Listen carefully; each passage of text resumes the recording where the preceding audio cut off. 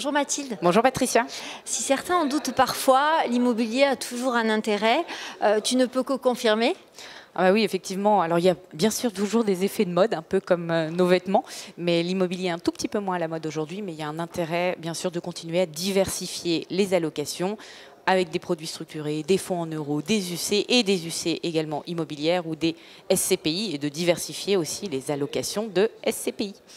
Tu peux nous rappeler d'ailleurs vos deux thématiques phares chez Novaxia? Oui, on a deux thématiques qui sont sur la lignée de l'immobilier proactif durable. La première thématique qui est très historique chez Novaxia Investissement depuis 2014, c'est le recyclage urbain. Donc c'est la transformation des actifs immobiliers tertiaires, notamment en immobilier résidentiel.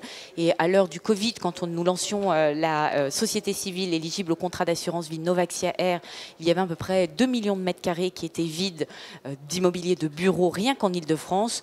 Aujourd'hui, 5 ans plus tard, avec tout ce qui a pu se passer et notamment la crise immobilière, il y a un peu plus de 5,8 millions de mètres carrés vides. Si on projette en 2030, 10 millions. Donc il y a une profondeur de marché d'investissement pour aller transformer des bureaux en logements qui rend la thématique d'investissement, le recyclage urbain, au travers de la SC Novaxia Air, extrêmement pertinente, à condition de vouloir mettre de l'immobilier dans les contrats d'assurance vie.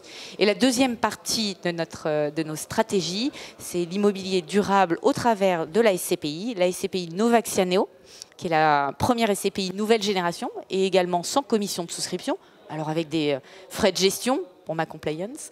Et la SCPI Novaxia Neo est née en 2019, à un peu plus maintenant de 50 tracts, 450 millions d'un cours, 35 actifs immobiliers à l'intérieur, donc une mutualisation, une diversification qui la rend intéressante également pour l'intégrer dans les dans les stratégies immobilières en direct. Et bien sûr, c'est un fonds labellisé ISR.